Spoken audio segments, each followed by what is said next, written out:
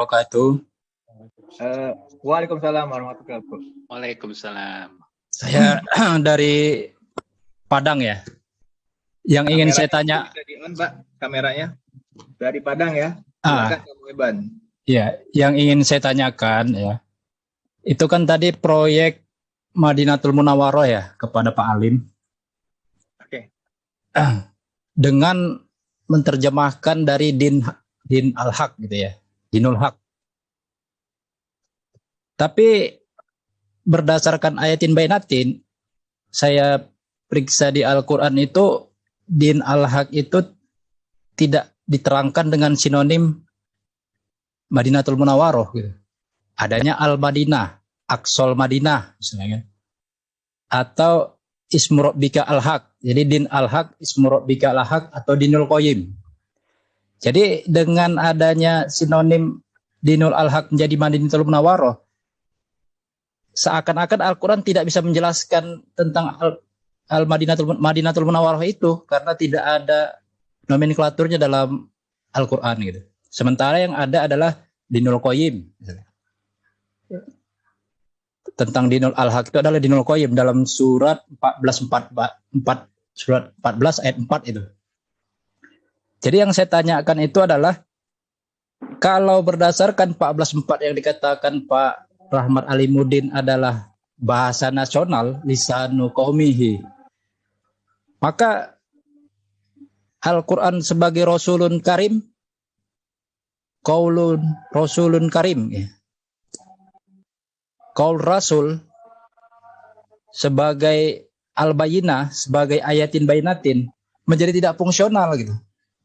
Karena kaumnya di sana yang dimaksud adalah kaum yang berakal atau kaum yang tidak mau tahu ilmu gitu. Kan ini yang jadi pertanyaan kan? Karena dalam surat 14.4 itu kan dikatakan bahwa lisan qaumihi itu tujuannya adalah liyubayyina lahum. Tujuannya untuk tabayana. Ya tujuannya untuk dengan apa liyubayyina lahum? Ya pasti dengan al-bayyinah, pasti dengan ayatin bainatin kan nggak mungkin dengan ahwahum. Nggak mungkin dengan kalbuhum, itu nggak mungkin gitu. Yang seperti selama ini. Dan Al-Quran ini dituduhkan di dalam surat 7425 itu adalah oleh orang kafir dituduhkan Al-Quran ini sama dengan qaulul basar gitu, bahasa manusia. Nah, bahasa nasional itu bahasa manusia. Jadi Al-Quran ini bukan bahasa nasional, bukan bahasa manusia. Yang isinya adalah pluralisme. Kalau dikatakan kita takut menyuarakan bahasa Al-Quran, justru mukmin itu tidak boleh takut, tidak boleh kecil hati. Itu kata Al-Quran sendiri gitu. Jika memang meyakini Al-Quran itu la raiba fihi seperti kata Pak Bagja Firdaus, kita tidak boleh takut menyatakan qaulul haq ini gitu. Dinul haq itu harus berdasarkan qaulul haq, bukan berdasarkan lisanul qaumihi yang diterjemahkan bahasa nasional. Karena kaumnya Rasul itu bukan kaum yang tidak berakal, tapi kaum yang berakal gitu. Jadi kita harus memahami bahwasanya yang dimaksud oleh Allah dinul haq ini adalah Ismu Rabbikal Haq. Jadi saya memahami Ismu Rabbikal Haq ini adalah penamaan berasal dari Rob yang hak. Jadi kalau kita dari penamaan, dari nomenklatur, dari penyebutan aja sudah kita ambil dari nenek moyang kita yang diada-adakan itu, saya yakin itu tidak akan titik temunya tidak akan ada. Kita tidak akan ditemukan dengan qaulan sakila. Tapi kita akan ditemukan dengan qaulan layina. Saya yakin itu. Dan persatuan itu adalah akibat dari kita mempersatukan kolbu kita dengan ayatin bainatin. Saya yakin itu. Jadi kita tidak ingin mencampur adukkan sebenarnya antara al-haq dengan al-batil. Apa yang dikatakan Allah dalam Al-Quran adalah perkataan-perkataan yang penting, strategis. Jadi ketika kita menyebutkan sebuah penamaan-penamaan yang tidak ada dalam Al-Quran, itu tidak penting menurut Allah, karena tidak ada gitu. Bahkan kata Al-Madinah tidak selalu positif, ada juga Al-Madinah itu yang negatif. Itu bisa kita buktikan gitu. Apalagi Madinatul Munawwaroh. Itu tidak ada nomenklaturnya di dalam Al-Quran. Artinya itu tidak penting menjadi sorotan bagi Allah. Aqsal Madinah yang ada dalam Al-Quran tidak kita soroti gitu. Ini nasihin, minal nasihin. Aqsal Madinah, rojulun min Aqsal Madinah yang menjadi penasehat Musa. Siapa itu rojulun min Aqsal Madinah? Kaitan dengan Al-Masjidil Aqsa. Jadi bicara Al-Madinah masih ada nomenklaturnya dalam Al-Quran kalau Aqsal Madinah. Bukan Al-Binatul Munawwaroh yang kita rancang, yang kita konsep, yang sebenarnya Al-Quran itu sudah jelas sebagai satu khairun nuzulan, sebagai satu Al-Qadar yang sudah termaktub, yang sudah terkonsep di Lauhi Mahfud, fi Lauhi Mahfud.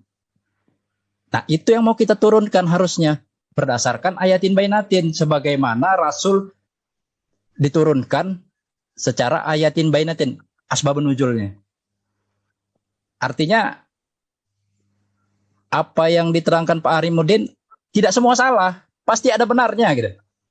Tetapi wa ma umiru illa liya'budullaha mukhlishina lahuddin. Aku tidak perintahkan kalian kecuali mengabdi kepada ajaran Allah, Ismullah,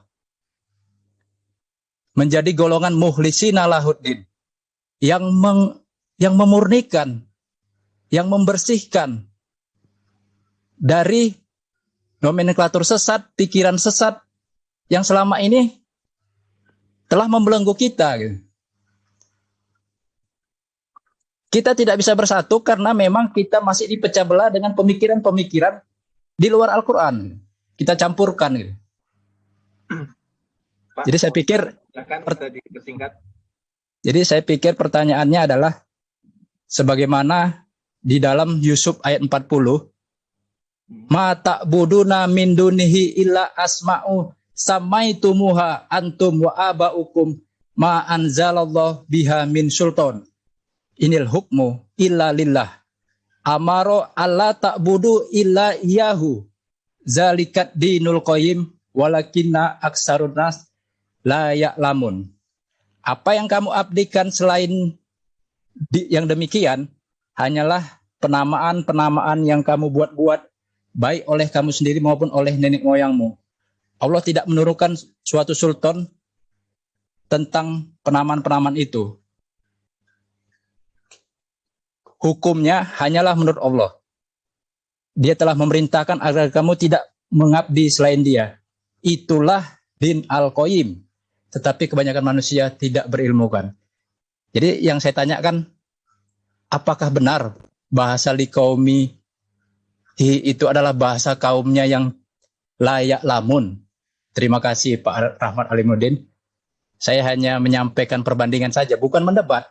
Tidak. Jadi menyampaikan perbandingan bahwa bahasa kaumnya situ apakah bahasa nasional, bahasa manusia, atau qaulul haq gitu. Bahasa al-haq. Terima kasih moderator. Ya, akhirul kalam. Assalamualaikum warahmatullahi wabarakatuh. Waalaikumsalam warahmatullahi wabarakatuh. Pak Muhiban. Oke, suaranya cukup familiar sekali deh, walaupun nggak menampilkan kamera.